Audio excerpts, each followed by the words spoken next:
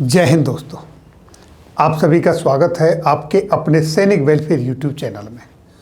दोस्तों, आप मेरे पीछे बोर्ड पे दो डॉक्यूमेंट देख रहे हैं जो राइट हैंड साइड में है। ये एक नोटिस है और जो मेरे लेफ्ट हैंड साइड पर है ये एक लेटर है। और ये लेटर आपके लिए बहुत बहुत बहुत इम्पोर्टेंट है। इतने इम्पोर्टेंट हैं कि जब ज़रूरत पड़ेगी तो आपको इनकी अहमियत का पता चलेगा। जब तक ज़रूरत नहीं है तो ये एक सिर्फ कागज़ के टुकड़े हैं और ये एक नोटिस और लेटर और आदेश जो भी कहो वो सब है। दोस्तों, आपने बचपन में पढ़ा होगा, दुख में सुमरन सब करें, सुख में करे न कोय, और जो सुख में सुमरन करे तो दुख काहे को होए। ये मैं इसलिए कह रहा हूँ क्योंकि आपके पास मात्र 3 महीने हैं एक्शन लेने के लिए, और अगर आपने इन 3 महीने के अंदर एक्शन ना लिया और उसके बाद आपको ज़रूरत पड़ी तो आप उस समय कुछ नहीं कर पाएंगे, पछताएंगे। तो ये जो 3 महीने का समय है, इसके अंदर अंदर आपको क्या करना है, क्यों करना है, ये सब मैं आपको बताऊंगा।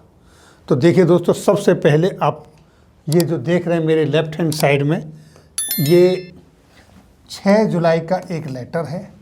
हालांकि इसके ऊपर मैं पहले भी इन्फॉर्मेशन दे चुका हूं। और ये जो लेटर है ये किसके लिए है? ये आपके लिए है, यानी पूर्व सैनिकों के लिए है, डिफेंस के पेंशनर्स के लिए है। अब आप मुझे ये बता सकते हैं कि इस तरह के जो लेटर निकलते हैं आपके वेलफेयर से जुड़े हुए, आप तक कैसे पहुँचे? क्या कोई गवर्नमेंट की ऐसी पॉलिसी या मैकेनिज्म है जो आप तक ये लेटर पहुँचे? अगर है तो प्लीज़ बताइएगा ताकि मैं आगे लोगों को इन्फॉर्म कर सकूं। और अगर नहीं तो फिर ये कैसे जा सकता है आप तक, उसके बारे में जो भी आपका सुझाव हो वो ज़रूर देना। क्योंकि ये जो लेटर जारी हुआ है ये आपके लिए हुआ है। और कहाँ से जारी हुआ है? Central organisation ECHS AG branch सेना मुख्यालय की तरफ से। अब इस लेटर पर जाने से पहले इस लेटर के रेफरेंस में जो एक्शन शुरू हुआ है मैं उस पर बात करता हूँ। उसके बाद इस पर भी डिटेल में बात करूँगा। आज थोड़ा सा आपका समय ज़्यादा लगेगा वीडियो में, लेकिन एक एक शब्द, एक एक स्टेप स्पष्टता से आपको बताऊँगा। तो पहले देखते हैं कि ये नोटिस क्या है और ये क्या कहता है। तो देखिए दोस्तों, नोटिस, सभी ECHS कार्ड होल्डर्स ध्यान दें। शुद्ध हिंदी में लिखा है, ECHS में लाइफ सर्टिफिकेट अपलोड करने के लिए 1 अगस्त 2022 से पोर्टल खुलेगा और 31 अक्टूबर 2022, ये यहाँ पर नज़र नहीं आ रहा लेकिन ये 31 अक्टूबर 2022 है, तक खुला रहेगा। इस दौरान जिस किसी भी ECHS कार्ड होल्डर ने योग्यता प्रमाण पत्र व लाइफ सर्टिफिकेट सबमिट नहीं किया तो ध्यान दीजिएगा, 1 नवंबर 2022 को आपके आश्रित कौन कौन? माता पिता, बच्चे का ECHS कार्ड ब्लॉक हो जाएगा। यानी कि अगर आपने 1 अगस्त 2022 से लेकर 31 अक्टूबर 2022 तक अपने बच्चों का योग्यता प्रमाण पत्र और लाइफ सर्टिफिकेट सबमिट नहीं किया तो आपके माता पिता का और आपके बच्चों का ECHS कार्ड ब्लॉक हो जाएगा। आपके डिपेंडेंट को ECHS की सुविधाओं से वंचित कर दिया जाएगा। ये कहा है, योग्यता प्रमाण पत्र में पहले 2 वर्ष की ITR या फॉर्म 26AS सबमिट करना होगा। यानी कि आपके बच्चे और आपके पेरेंट्स, उनका आपके पास पैन कार्ड है और उनकी कोई इनकम है तो उनका ITR जो भरते हैं आप, इनकम टैक्स रिटर्न, उसके 2 साल का, या आपके पैन कार्ड से फॉर्म 26AS निकलता है वो आपने सबमिट करने हैं। और अगर ये सब नहीं है तो तहसील से इनकम सर्टिफिकेट बनवाना होगा यानी कि स्टेट रेवेन्यू डिपार्टमेंट से आपको इनकम का सर्टिफिकेट बनवाना होगा अगर आपके डिपेंडेंट के पास पैन कार्ड नहीं है तो। मान लीजिए आपकी माताजी 80 साल की, 85 साल की, आपके पिताजी 90 साल के हैं और उनका पैन कार्ड आपने बनवाया नहीं है, तो आपको उनका इनकम सर्टिफिकेट तहसील से जाके लाना है और फिर सबमिट करना है, या उनका पैन कार्ड बनवाइए और फॉर्म 26AS डाउनलोड कीजिए और सबमिट कीजिए। आगे देखिए नियम एवं शर्तें क्या हैं। आश्रित हर महीने 9,000 से ज़्यादा नहीं कमाता हो। अगर हर महीने 9,001 रुपया भी कमाता है तो उसको ECHS सुविधा नहीं मिलेगी। अगर आपके डिपेंडेंट की 9,000 से 1 रुपया भी फालतू इनकम है तो आपके डिपेंडेंट को ECHS कार्ड से, ECHS से मिलने वाली सुविधाओं से वंचित कर दिया जाएगा।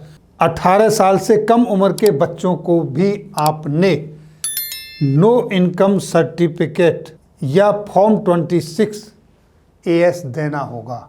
यानी आपके बच्चे की उम्र 18 साल से भी कम है तो भी आपको उसका नो इनकम सर्टिफिकेट देना होगा। अगर पैन कार्ड है तो 26AS फॉर्म सबमिट करना होगा। आगे, चाहे आपका बच्चा 6 महीने का क्यों ना हो, यानी कि अगर आपका बच्चा 6 महीने का है तो भी आपने ये देना है। अगर बच्चे का 6 महीने के बच्चे का आपका पैन कार्ड नहीं बना तो भी आपने रेवेन्यू डिपार्टमेंट से, स्टेट के तहसीलदार से उसका सर्टिफिकेट देना है। ये नोटिस दोस्तों ECHS में चस्पा किया गया है। ECHS के अंदर ये नोटिस लगाया जा चुका है। कहाँ पर लगा है ये आप देख सकते हो। जिस किसी आश्रित का पैन कार्ड नहीं है कृपया जल्दी से जल्दी बनवाएं, क्योंकि फॉर्म 26AS पैन कोड के द्वारा ही निकलता है। अब आप देख रहे होंगे कि किस तरीके से आपके ECHS के ऊपर झटका लगने वाला है। अब तक तो आपकी पेंशन पर झटका लगा है, अब आपके ट्रीटमेंट पर भी झटका लगने वाला है और ये झटका बड़ा झटका होगा। इसीलिए मैंने कहा दुख में सुमरन सब करें, सुख में करे न कोई, और जो सुख में सुमरन करे तो दुख काहे को हो। अगर आपके डिपेंडेंट के पास पैन कार्ड नहीं है तो कृपया अपने डिपेंडेंट का इनकम सर्टिफिकेट आप तहसीलदार से बनवा लें, और अगर उनके पास पैन कार्ड बने हुए हैं तो उनका 26AS डाउनलोड कर लें, उसको अपलोड करें। 1 अगस्त से ये पोर्टल खुल जाएगा, वहाँ पर आपको ये अपलोड करने का ऑप्शन मिल जाएगा। और अगर आप ITR भरते हैं, इनकम टैक्स भरते हैं, तो फिर आपको 2 साल का ITR सबमिट करना होगा। अब इसमें एक और मुद्दा है दोस्तों जो बहुत ही इम्पोर्टेंट है, और वो ये है, हालांकि मैं लेटर में दिखा दूंगा, यहाँ पर मेंशन नहीं किया है। कैसे चूक हो गई मुझे नहीं पता। बच्चे की 6 महीने की उम्र तक याद है, वो क्यों मिस हो गया ये मैं नहीं जानता। पेरेंट्स का यानी माता पिता दोनों की मिलकर इनकम अगर 9,000 से ज़्यादा है तो वो आपके पेरेंट्स भी ECHS फैसिलिटी के हकदार नहीं हैं। जबकि दोस्तों आजकल मनरेगा में भी इससे ज़्यादा मजदूरी मिलती है। अब सोचिए, ये लेटर निकल गया, इन्फॉर्मेशन आ गई, और आप आने वाले 3-4 महीने तक घर में कोई तकलीफ नहीं है, ECHS जा नहीं रहे हैं, और अचानक कोई प्रॉब्लम आ जाती है और फिर आप ECHS भगते हो अपने किसी पेरेंट्स को लेकर, डिपेंडेंट्स को लेकर, और तब पता चलता है आपको वहाँ जाकर कि आपका ECHS कार्ड ब्लॉक हो चुका है, निरस्त हो चुका है, क्योंकि आपने उसके जीवन प्रमाण पत्र अपने डिपेंडेंट्स का, पेरेंट्स का सबमिट नहीं किया है। आपने उनका इनकम सर्टिफिकेट, आय प्रमाण पत्र सबमिट नहीं किया है। और ये जो आय प्रमाण पत्र, इनकम सर्टिफिकेट है, ये 1 साल के लिए वैलिड है। अगली साल फिर आपने करना होगा। यानी अब आपके ECHS कार्ड की जो वैलिडिटी है 1 साल के लिए है आपके डिपेंडेंट के कार्ड की। आपको खुद को और अपने स्पाउस को यानी मियाँ बीबी को इससे दूर रखा गया है, उनके लिए रिक्वायरमेंट नहीं है। अब इस लेटर की बहुत सारी बारीकियां हैं जो मैं अब आपको बताऊंगा।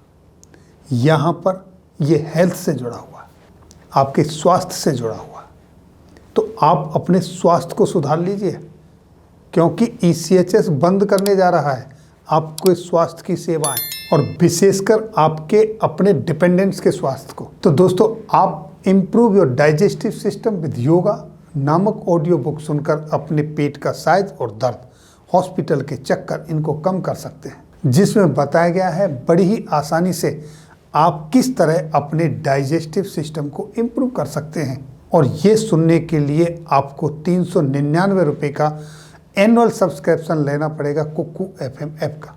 अगर आप कूपन कोड सैनिक50 का इस्तेमाल करते हैं तो मात्र 199 रुपये में 1 साल के लिए आप कुकू FM ऐप को सब्सक्राइब कर सकते हैं।